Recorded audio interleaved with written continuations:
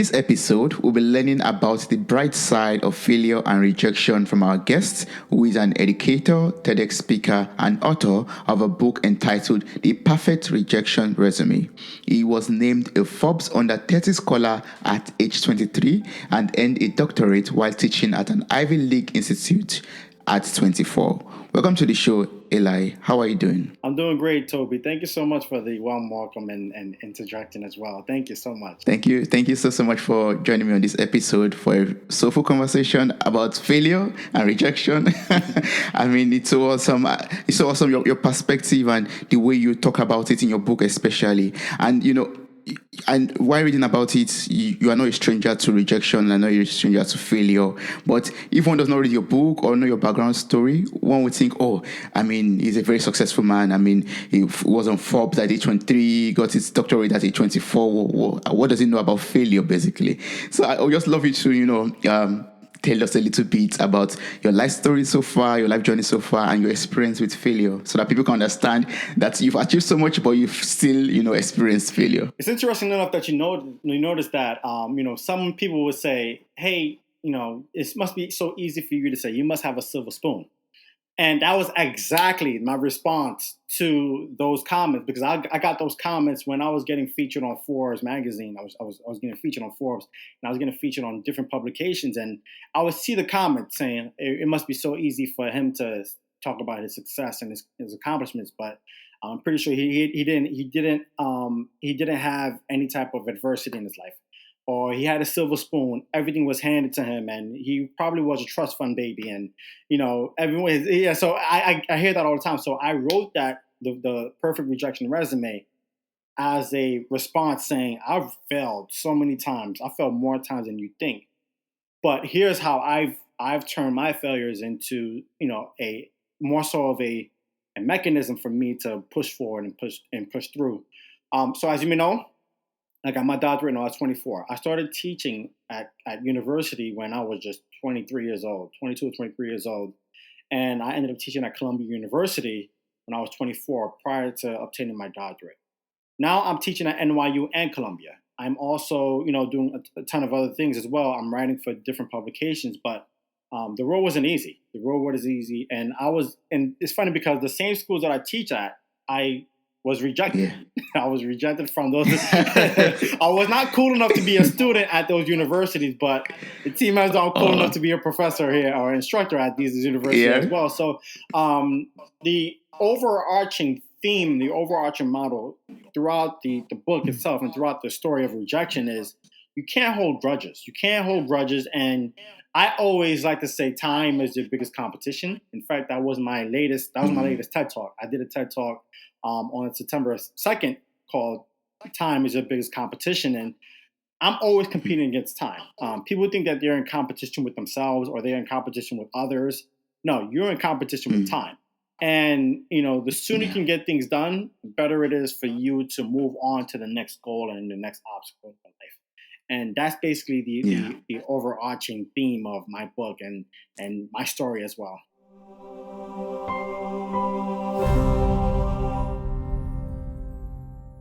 Yes, that's so wonderful. Thank you so much for sharing that. I mean, I just want to know, whenever you go to teach at Columbia, for example, do you tell them, look at me now? I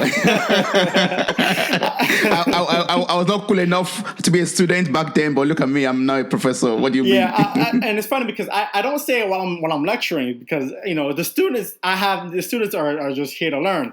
But when I'm walking on campus, I'm like, I always wanted to be a student here, whether it's an undergraduate student or a graduate student. I always wanted to be a student there, and you guys didn't take me. But, I'm glad you guys had me here as a faculty because I'm on the other side.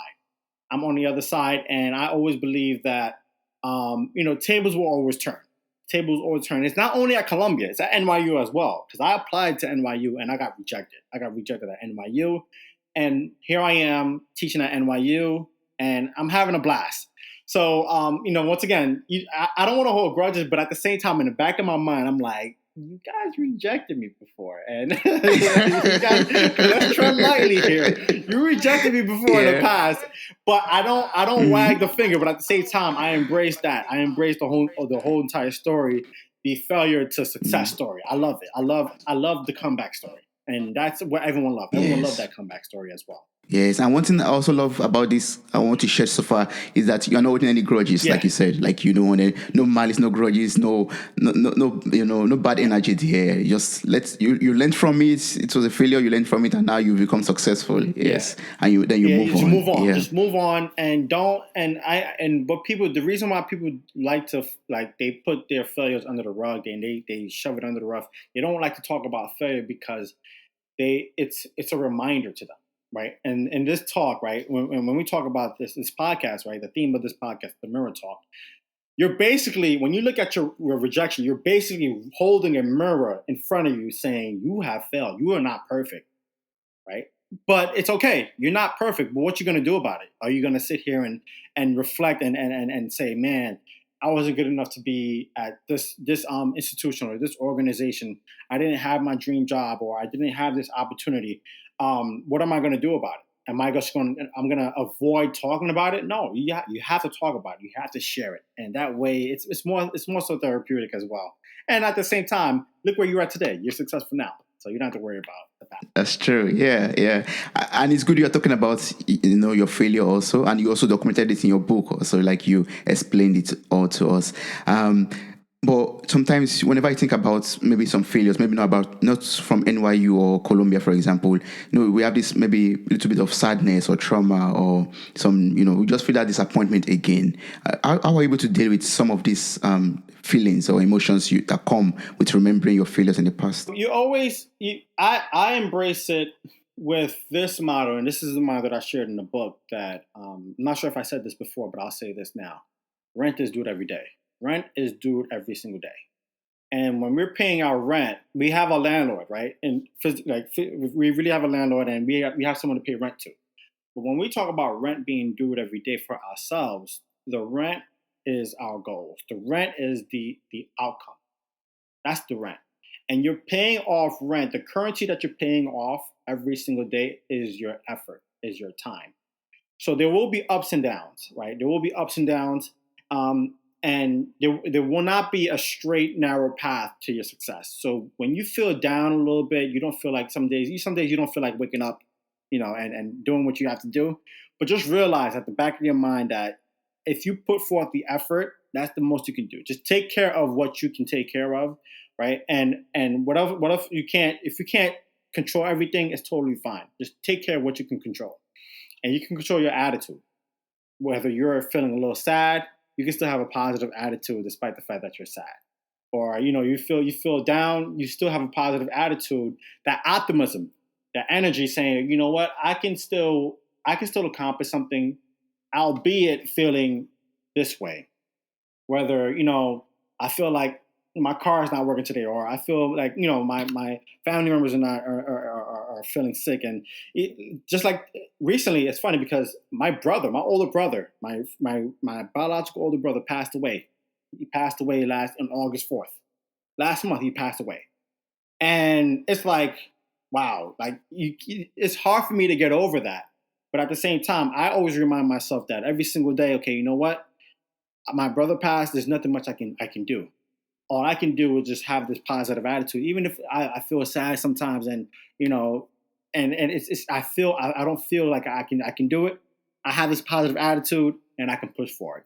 That's basically how I Oh, yeah. I'm so sorry for your loss. I'm so sorry about that. and I appreciate the condolences, but at the same time, what can we do? I can't just sit in the corner all day. I can't just cancel everything that I have planned. I can't cancel the TED Talks. I can't cancel the lectures or my semester. I can't cancel the work that I have to do every single day. Life goes on, and I deal with it every single day. I think about my brother all the time, but at the same time, I can't just stop everything I'm doing. I have to push forward. Oh, that's good. You're a very strong person. That's good. Yeah, yeah. Wow. I mean, what you just talked about right now, about rent is due every day and becoming a rent maker. You talked about this in chapter 1 of your book, and you also talked about having that appreciation, that mindset of appreciation.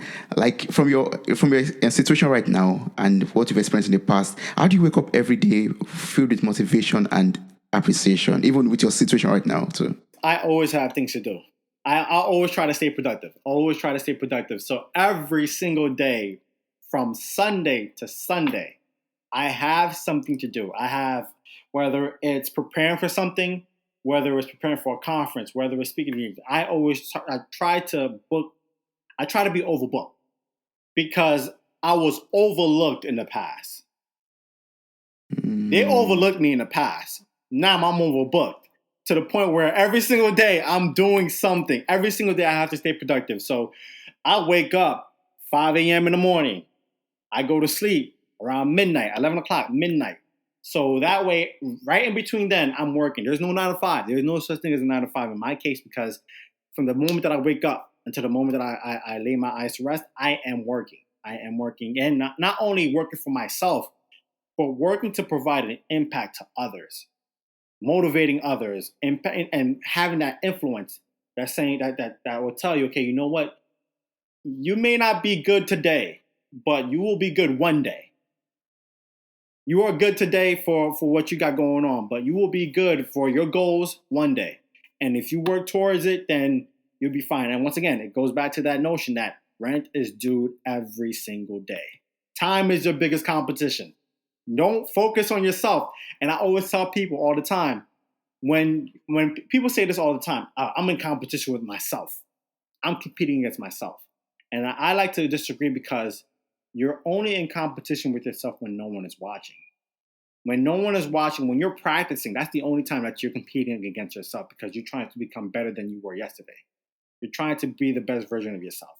But when it really matters, and when you set a deadline to something, you are in competition against time.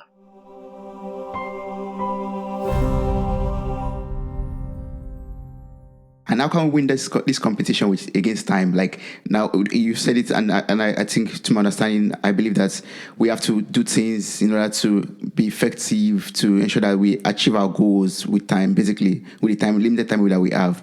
But how can we? Are there like some tools, some strategies that we can put into place in order to win this competition against time? The number one, I think the most common thing that we need to do, a first step, is setting a deadline. Once you set the deadline, you have that contract. You sign a binding contract between you and your goals. Now, the deadline that you place, whether it's a week from now, whether it's a month from now, where if you're trying to become a millionaire within a year, there is a deadline that you have to put in place. And you also have to have different tools and strategies that must work in order for you to get to that point. But here's the thing here. Once you set that deadline and you're in competition, there are some days while you're competing, you're going to win some, you're going to lose some. Going back to the original question of how do you get over the bad moments, or the bumps and bruises. You will get that. In that competition, when you're fighting, you will get punched in the face. You get bruised up. But it doesn't mean that you have to continue to fight on. As you are setting a deadline, right? Two things can happen. Either you will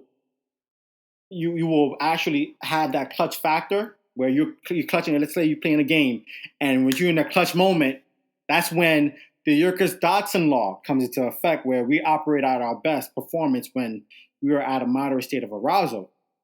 And we can't be too stressful, but at the same time, we can't be too lackadaisical. We have to be right in between.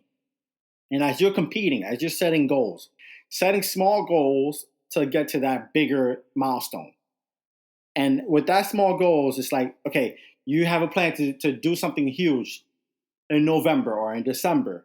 But starting today, we're gonna have a deadline. Next week, I plan on doing 2 TED Talks, or I plan on doing 2 conference events, or I plan on talking to 20 people. The next week, I plan on creating a slide deck or doing something productive. I plan on creating some content on social media to increase my brand. I plan on talking to a few public relation people, trying to do something productive to get to that huge goal at the end of the year, or at the end of the deadline. That's how you productively and proactively attack your goals and win your competition against time. Yeah, so setting those deadlines, little milestones, Yeah. yeah, that's very important. Yeah, but this one is asking you, Eli, and saying, okay, you're talking about setting goals, you're saying about deadlines, but I've experienced so much failure in the past, so much rejection in the past. I don't even know what my purpose in life is anymore. How can we establish our purpose in life? Because I know that's the first step in chapter Yeah. one, also we're talking about. But So, as far as establishing a purpose, you have a story. Your story will cultivate a purpose. So you said, and if anyone's saying, "Man, it's so nice to hear all of the optimism and all of the positive talk," yeah, that's great, but I haven't been lucky in the past, right? Lately, going through it. That's your beginning. That's where you have to talk about it. That's it. That's your pivot. That's your yeah. pivot. That's your turning point. Just knowing that you've been through a lot, you have a story. From that story, you can inspire others. The first thing you have to do is talk about it. When you feel embarrassed, right? And this is another chapter that I have in the book. Pride is the devil, shame is your angel. So when I say pride is the devil, when we feel prideful, we feel proud of ourselves. We're too good to talk to people, right? We don't have to talk about anyone. I'm an influencer. I have over $1 million in the bank. I have millions of followers on social media. Who am I to? I don't care about what you got to say. That's that devil talking inside of you because everything looks good, everything looks nice, and the perception is our reality here. But you know deep down inside what's real is you've gone through a lot. You have failed more times than you have succeeded. That's your beginning point. That's your point. And all you need is that first step. All you need for the first step is trying something new, trying something different. Once you try something, you build that momentum. The momentum will continue to build, and at the same time, you will have this domino effect of successive issues where you're on the road, you're on fire. Now you feel like you're on top of the world, but that beginning part is that story that we need that story to cultivate that purpose, and that's how we can get that momentum going.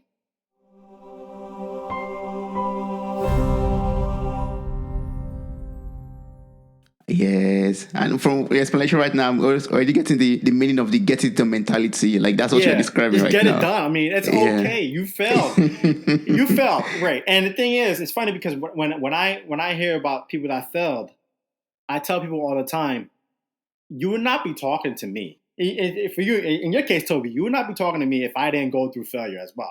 I have a book that came out recently, and it's like it talks about each and every time I fail. If I didn't fail, I would not have a story to tell. Share your story. Share your story. This is why we have social media to connect with others, and it's an internet work. We have to share our stories with others. You never know who's going through the same thing that you're going through, and that's your beginning. That's your start. Yes, and from there we get our purpose in life too, and shape it, form it in a way, and run with it also. Yeah. You don't always have to create a purpose through your success. When people have a purpose because they failed too many times, or they failed so many times that now they can learn from their mistakes, and on top of that, they can share some insights from what they've learned and their lessons.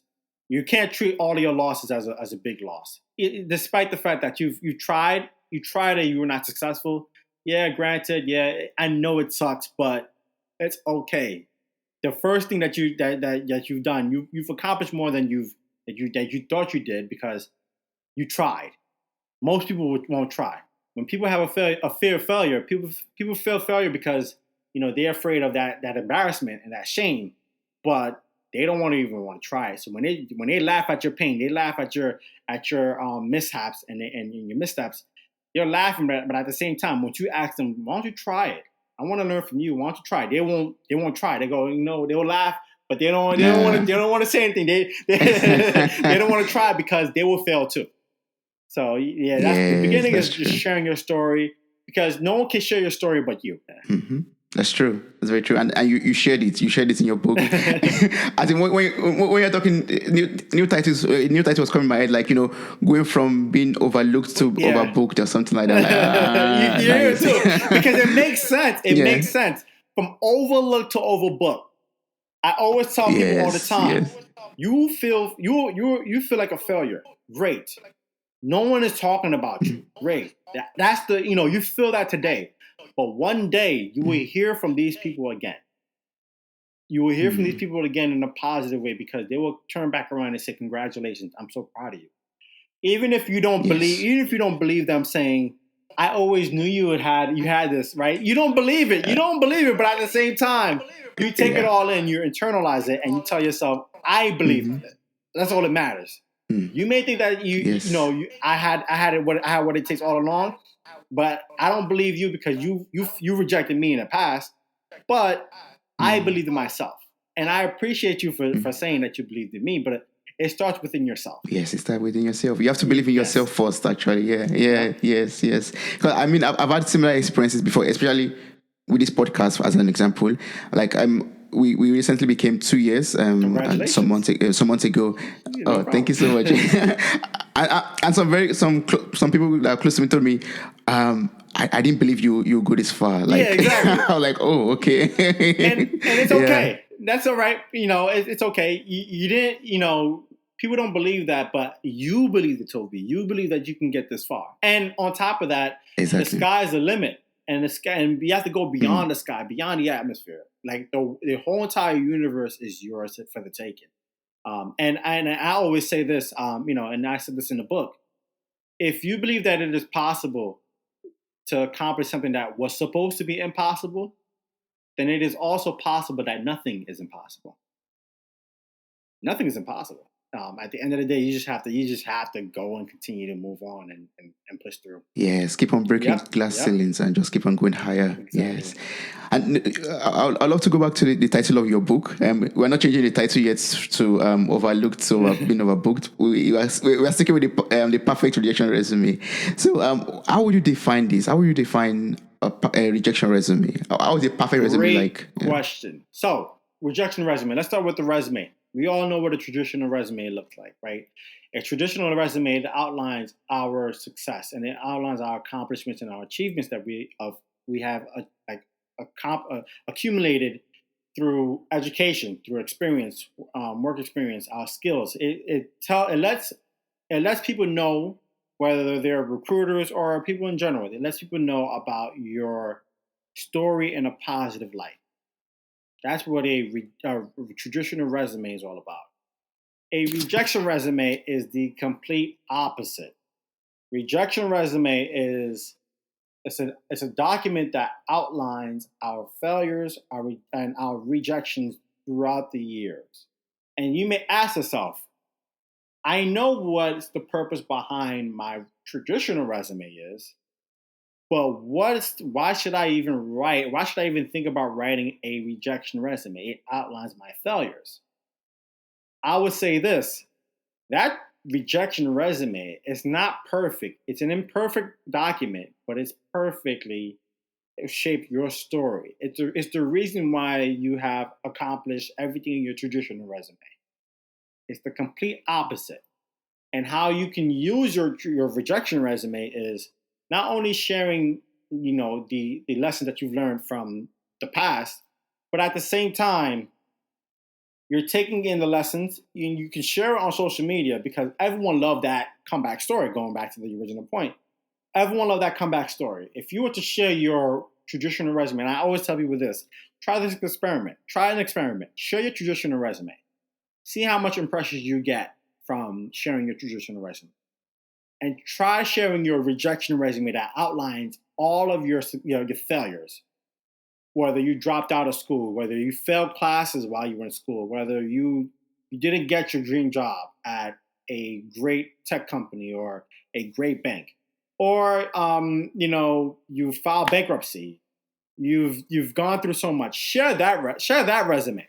Share that resume on LinkedIn. Share that resume on Facebook or on Instagram, on Twitter. You'll see the difference in impression. I'm pretty sure you will get much more impressions from your failure, your rejection resume, in comparison to your traditional resume, because people gravitate towards that comeback story, that story of failures. They think, man, I thought everything was so easy about what you've done. Everything came so easy, but we didn't realize the trials and tribulations that you have to endure in order for you to get to that point. I tell people all the time, even the listeners that are listening to this episode here, Try sharing your resume, your traditional resume. Sharing your accomplishment is one thing. But once you share the rejection resume, the resume of failure, you realize it's a huge difference of people that are going to gravitate towards that story compared to the story of accomplishment. Yes, I believe that's very true because it will help people to feel, relatable to it. Like, oh yeah, Eli has experienced this also. Or I never knew that, he has gone through this also. That means it also gives them hope, basically. Like, yes, for him to have gone through this and become this, that means I have hope. I have the possibility to also achieve great things. Also, if you can do it, Toby, I can do it as well. I'm trying to accomplish what you've accomplished already. And if you can do it, then I think it's possible that I can do it as well. And I'm looking at the rejection resume, and I feel like, man, it's demoralizing to hear that you've got rejected at this university. But wow, if you got rejected here and you still accomplished what you've accomplished today, then I feel optimistic that I can do well in the future as well.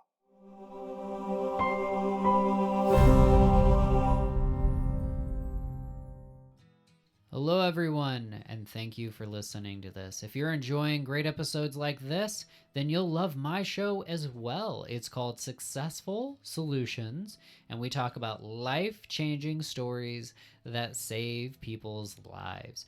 Everything from one man weighing more than 400 pounds and losing over 200 pounds, and 2 stories, one of my own, about losing a personal loved one, and the one type of therapy that actually works to help friends and family recover. All that, plus stories from educated doctors, millionaire earners, and car wreck survivors. Go ahead and visit iantolson.com to get my free ebook on habits, plus one of the best episodes on the podcast. That's IAN as in Nick, T as in Tom, OLSON, iantolson.com. Excited to see you over there, my friends, and enjoy the rest of this episode. Cheers.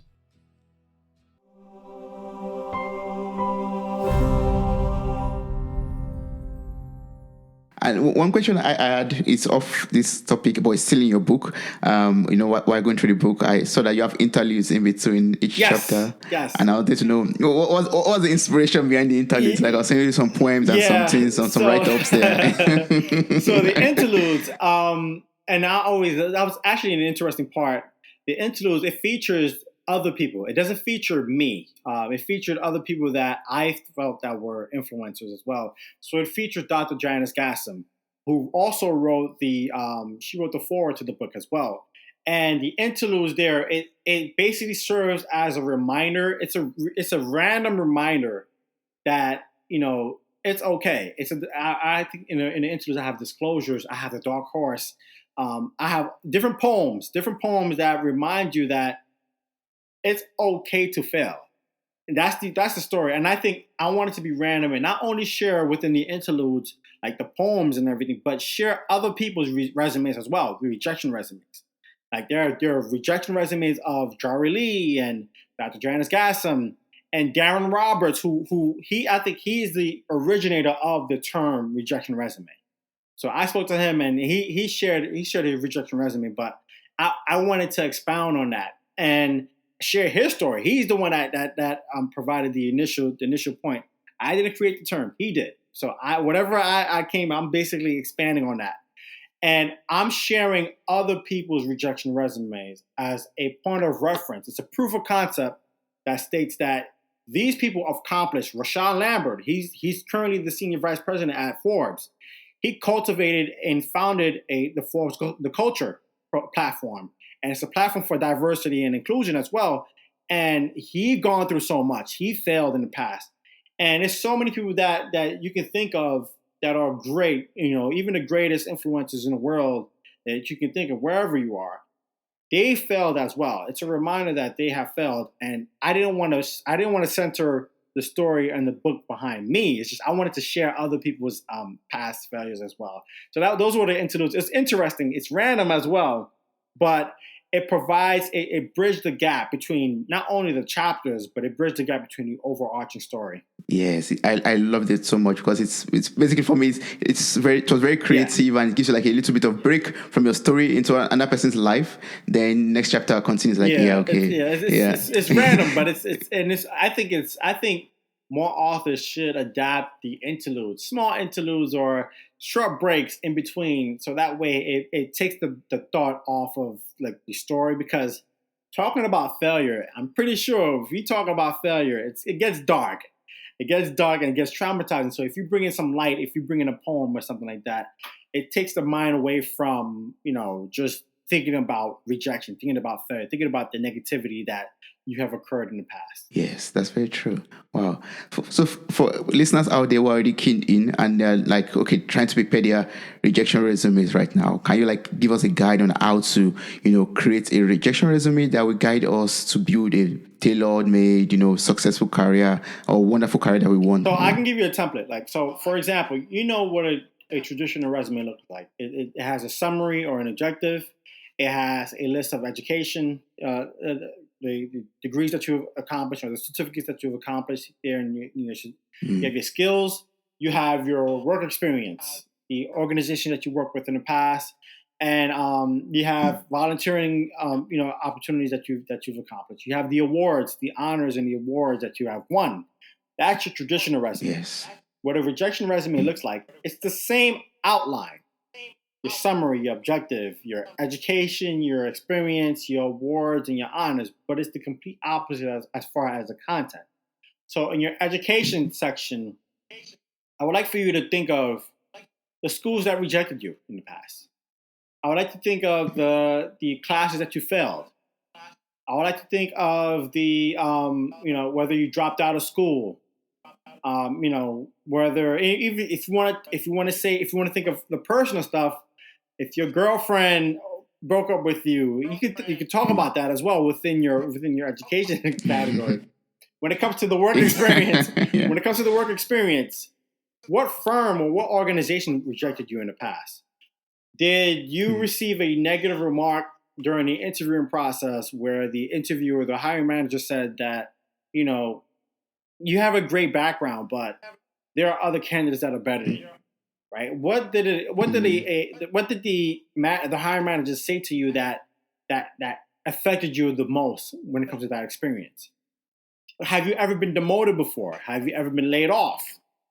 Have you ever been fired or terminated from a job that you look forward to every day?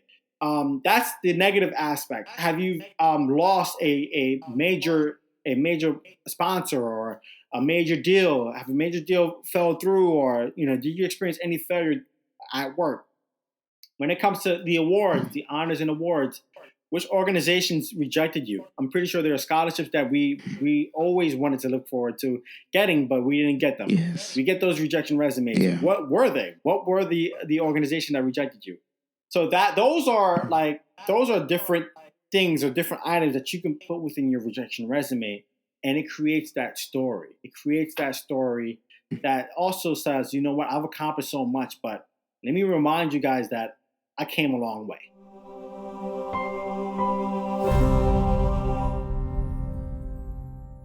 Yes. And the question that's popping in my head right now is, can we allow our bosses or the HR personnel to see our rejection resume? I get that question all the time. The question that I get all the time is, should we even share our rejection resume with our resume? Now, the answer to that is no, not directly. So when you are applying for a job, please share your resume, your traditional resume. Please outline, please share your accomplishments.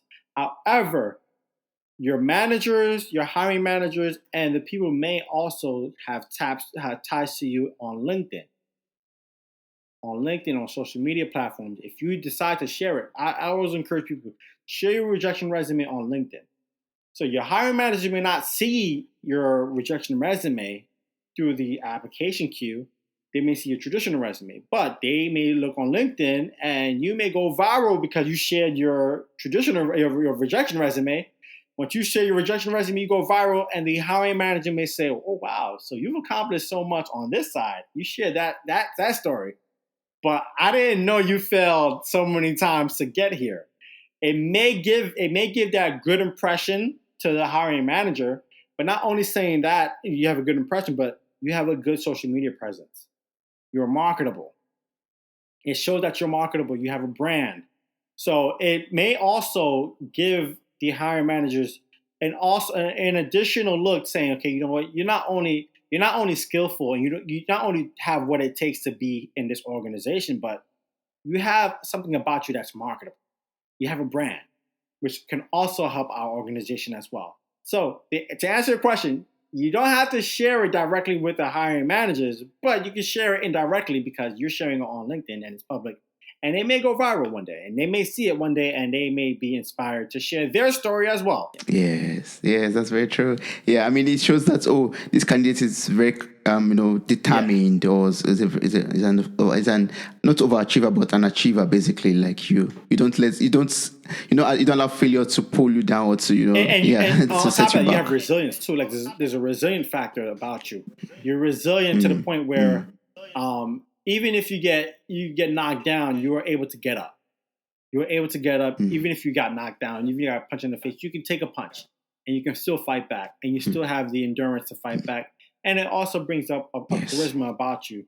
You're charismatic, and we get that. When we interview for a job, and they ask Yeah. you, can you tell me a time when you've experienced any type of adversity in your job?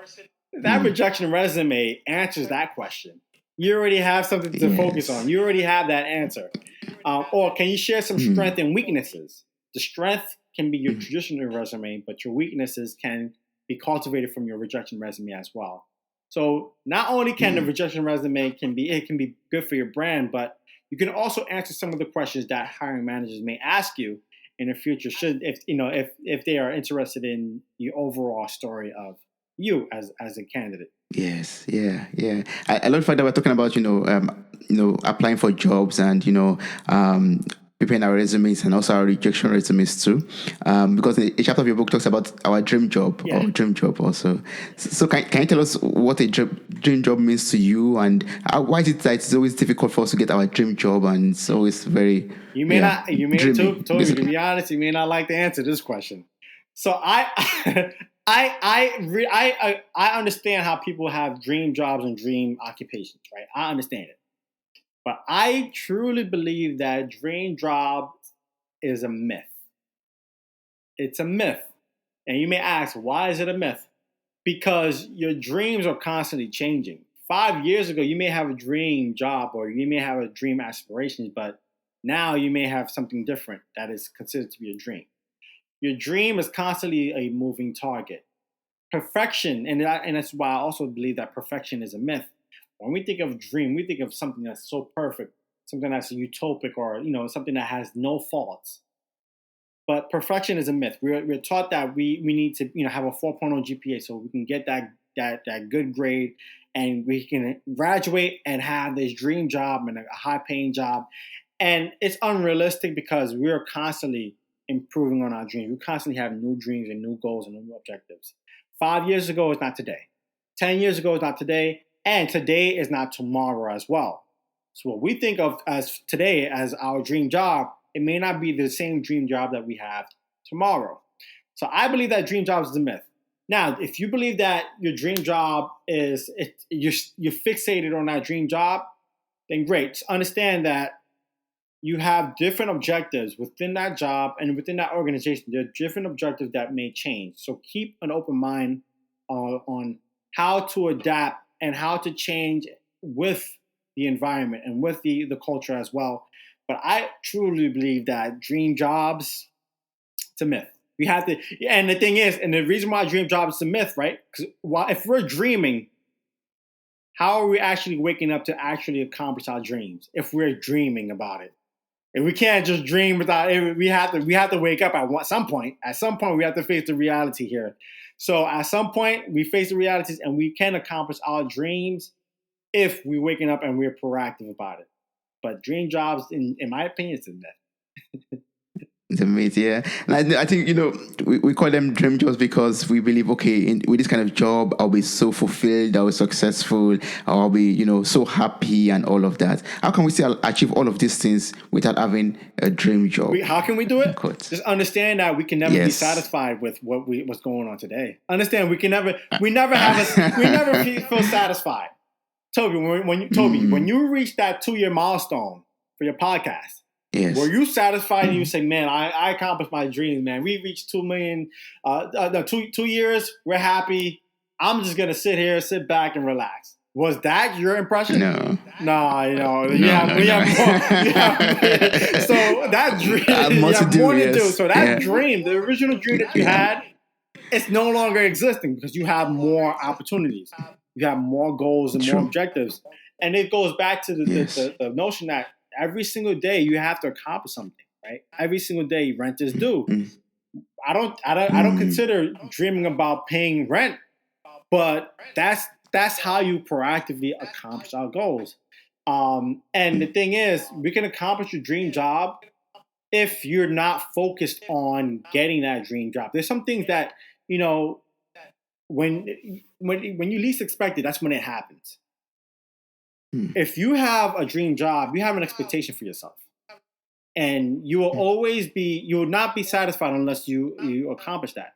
So if you don't think about something and it happens all of a sudden, you say, oh, wow, I always wanted to do that, but I never got the chance to get it, but I'm so happy I got this opportunity.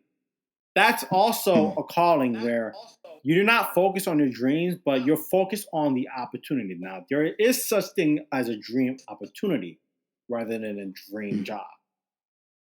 Opportunity is much different than a dream job itself. I thought Columbia University was my dream school. That was my dream school. I always say, back when I graduated in high school, my dream school would be to attend Columbia University. That didn't happen. So that dream school, that dream job, or that dream institution that I thought that I was worthy to attend, it didn't happen. However, 5 to 6 years later, when I get that call saying, hey, we have an opportunity for you to teach at Columbia University, I stank on that opportunity. Yeah. I took that opportunity. Now, Columbia University, and by the way, all of your opinions are my own. So if the Columbia students are listening to this conversation, or even NYU students, just know this is me speaking on behalf of me. So when I would like to make that disclaimer before I even continue here. But when I noticed that, being at Columbia University as a student, that was my dream. But I never had Columbia University as an organization, as a dream job or a dream organization. I only had Columbia University as a dream school to attend and graduated it from. So that, once again, that dream of achieving that school, it's a myth. It's a myth because the opportunity is what matters. That's what we strive for.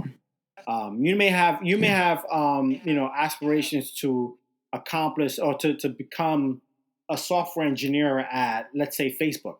That's your dream job, right? The dream job is to become a software engineer at Facebook. But you may have another opportunity to become a software engineer at Instagram, which is a part of Facebook. Technically speaking, that dream job of Facebook, it didn't realize, but you're working for an organization that's affiliated with Facebook as well. So that's it's that myth of accomplishing your dream job or obtaining that dream job. It's a myth, but at the same time, there is no such thing as a myth as far as your dream opportunity. Thanks for that clarification. I mean, it's just a different perspective to it, and it's very valid. Yes, it is. Yeah, wow. Eli, if you could reflect back, like look back at your experience as a college student and as a professional that you are right now, also, what would you say are the most valuable lessons that you learned from the failures you've experienced and from the rejections in the past? The most valuable experience, the most valuable lesson that I learned is that it may not be your fault, but you have to put blame on yourself.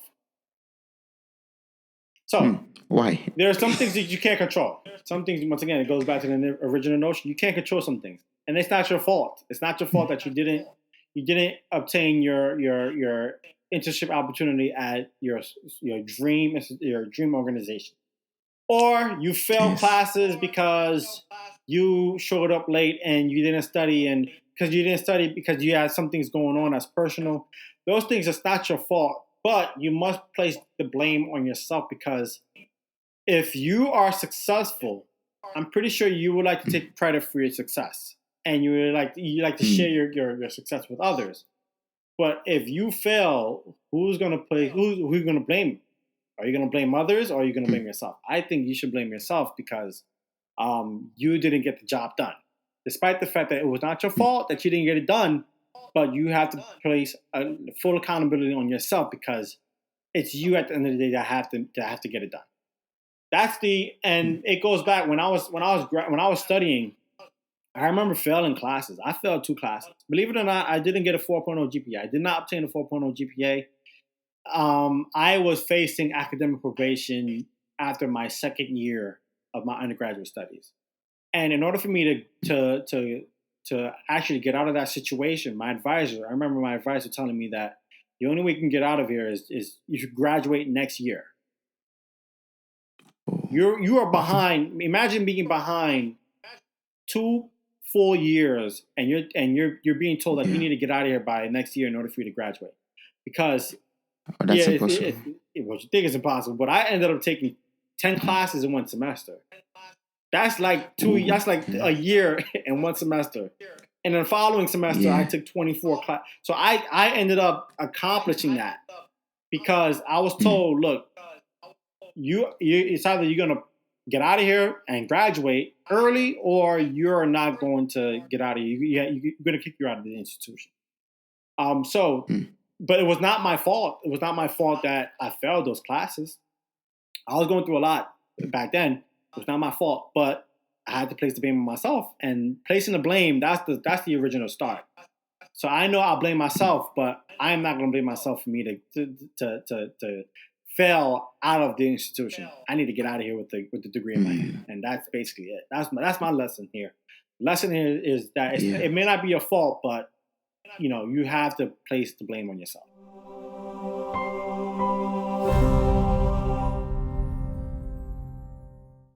So if I'm understanding you rightly, if I put the blame on myself, it's going to give me that push, that fight. It's going to start that fire in me, to do what I have to do in order to get out of that situation. Yeah, of course. Yeah, you're gonna. Yeah, if you place the blame on yourself, now no one is placing the blame on you. It's not important if everyone is blaming you, and it is to a certain degree.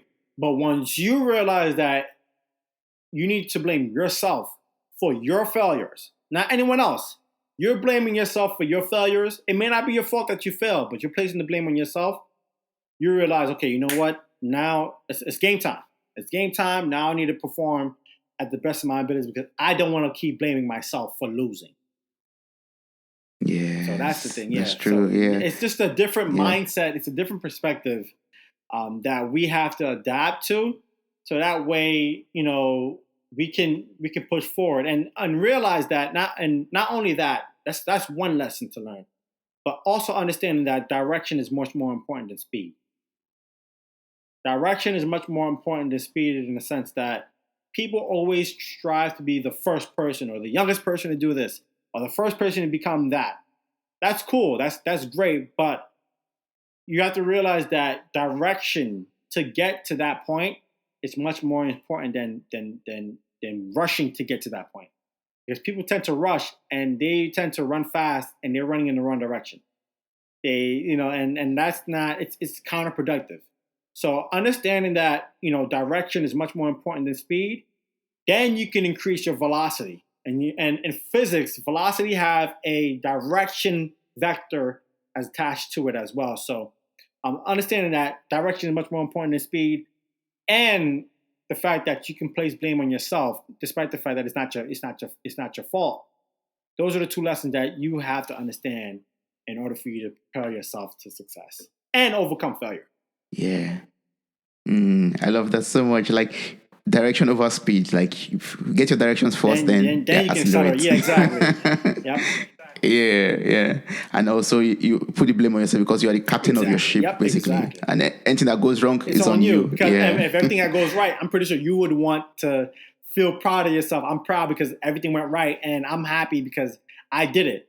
But if you didn't do it and you failed, you also have to place the blame on yourself to say, "Man, I didn't do it, and it's okay. I need to refocus and recalibrate my steps so that way I can accomplish the success that I deserve." Yes, yes. Of course, I mean, it sounds a bit strict, but it is very necessary for us to move forward in Yep, life. I Yeah, agree. Yeah. that's true. Yeah. Mm. And how do you draw, like, inspiration and motivation from failure? Like something as dark as this, as rejection. How do you then draw inspiration from that to become much more successful in life and Just better? understanding that, you tend to hear people all the time, especially like Michael Jordan, how he missed so many times, before he became the Michael Jordan that he is today. So many people fail. They fail so many times, and just understanding that you do not want to fail again. You don't want to fail doing the same thing twice. You have to learn your lesson, because they say this term, right? Like, if you're insane, you're expecting the same results, trying to do the same thing over and over again.